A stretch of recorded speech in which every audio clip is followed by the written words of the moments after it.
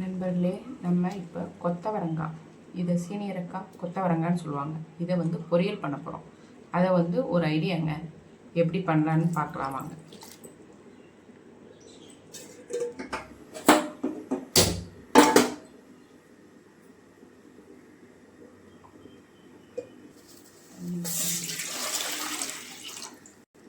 நம்ம சீனியரக்காவை ஒழிச்சு வச்சு அப்புறம் அவிப்போம். அதுக்கு பதிலாக நம்ம ஃபஸ்ட்டு அவிக்கிறோங்க. லைட்டாக வேக வச்சு எடுக்கிறோம்.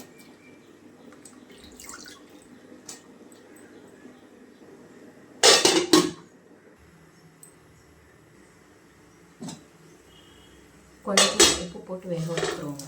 ஏன்னா கொஞ்சம் காயில் உப்பு சார்ந்தால் நல்லாயிருக்கும். நண்பர்களே, நம்ம சீனியரக்காய் கொத்தவரங்காய் வேக வச்சோம். நல்லா வெந்துருச்சுங்க. அமர்த்திக்கலாம். நண்பர்களே, சீனியரக்காய் நல்லா ஆறிடுச்சு. வேக வச்சு நம்ம ஆற வச்சோம், ஆறிடுச்சு. இப்போ நம்ம ஒடிக்கும் போது நார் எடுப்போம். அதுக்கு பதிலாக நம்ம வேக வச்சுட்டு நார் எடுக்கும் போது இப்படி ஈஸியாக வரும். உங்களுக்கு ரெண்டு சைடு உள்ளதையும் நம்ம நார் எடுத்துக்கலாம்.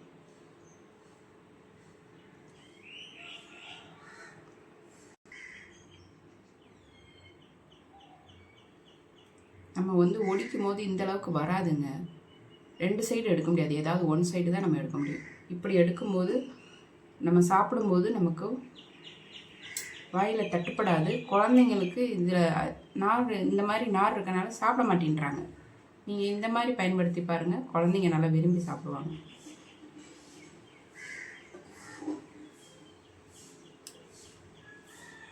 பிஞ்சானதில் வராதுங்க. கொஞ்சம் ஓரளவுக்கு முத்தலாக இருக்குன்னா அந்த மாதிரி வந்துடும். இப்படி எடுத்து அதை கட் பண்ணி நீங்கள் பொரியலாகவும் யூஸ் பண்ணிக்கலாம். இதில் குழம்பும் வைப்பாங்க. வருது பாரு. இந்த மாதிரி எல்லாத்துலேயும் நார் எடுத்துகிட்டு நம்ம சமைக்கலாங்க. நண்பர்களே, இங்கே பாருங்கள், நார் நீக்கியாச்சுங்க. ரெண்டு சைடும் எவ்வளோ நார் வந்திருக்கு பாருங்கள். இது நம்ம ஒழிக்கும் போது இந்த அளவுக்கு நார் எடுக்க முடியாது. சாப்பிடும்போது தட்டுப்பட்டுக்கிட்டே இருக்கும். இப்படி பண்ணும்போது, இப்படி எடுத்துகிட்டு சமைக்கும்போது குழந்தைங்க நல்லா விரும்பி சாப்பிடுவாங்க. எடுத்துட்டு இந்த மாதிரி கட் பண்ணிக்கோங்க.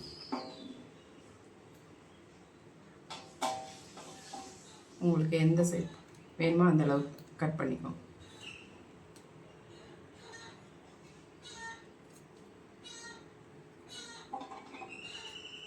ஈஸியாக கட் பண்ண வருது பாரு.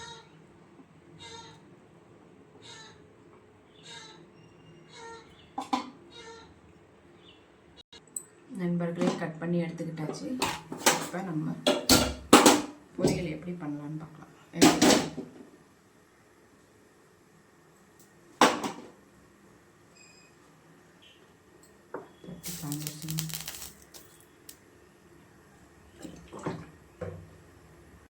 எண்ணெய் நல்லா காஞ்சிருச்சுங்க. கடுகு 1 ஸ்பூன் போட்டுருங்க. சின்ன வெங்காயம், வெள்ளைப்பூண்டு எல்லாம் நச்சு எடுத்துக்கோங்க. பட்டை வத்தல்,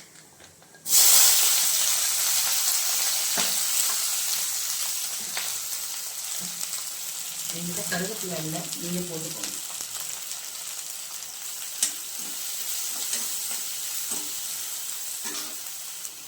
காய் வேகும் போது கொஞ்சம் உப்பு போட்டோம். இப்போ கொஞ்சம் அந்த வெங்காயத்தை போடலாம். அப்புறமா காயும் போட்டு கிண்ணதுக்கப்புறம் பத்தலைனா போட்டுக்கலாம். வதங்கட்டும். இது கூட லைட்டாக பெருங்காயம், ரொம்ப போடுறதுன்னா லைட்டாக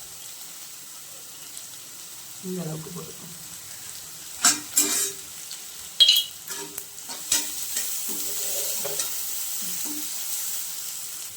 வெங்காயம் நல்லா வதங்கிடுச்சுங்க.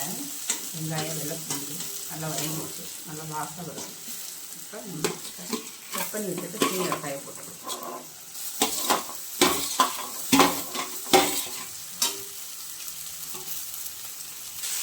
ஈரப்பதம் லைட்டாக போகிற அளவுக்கு வதக்குங்க.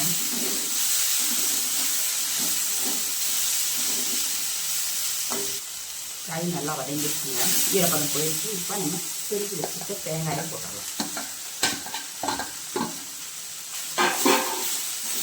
கொத்தவரங்காயில் என்னென்ன நன்மை இருக்குன்னு பார்க்கலாமாங்க. இது இரத்த சர்க்கரை அளவை கட்டுப்படுத்தவும் உடல் எடையை குறைக்கவும் எலும்புகளை வலுவாக்கவும் உதவுகிறது.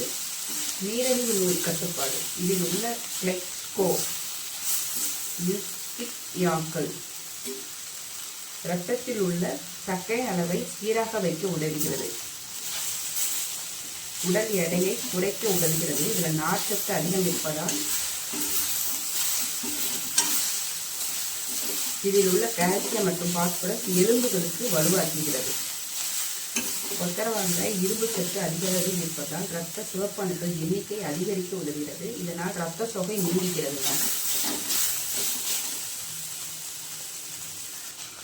இரும்பு பாத்திரத்தில் நம்ம சமைக்கும் போது சமைச்ச உடனே நம்ம வேற எதுக்கு மாற்றிடணுங்க. அப்படியே வைக்கக்கூடாது.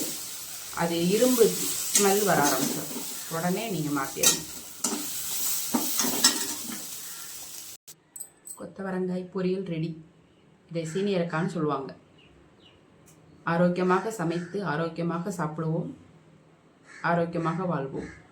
நன்றி மக்களே. லைக் பண்ணுங்கள், ஷேர் பண்ணுங்கள், சப்ஸ்கிரைப் பண்ணுங்கள்.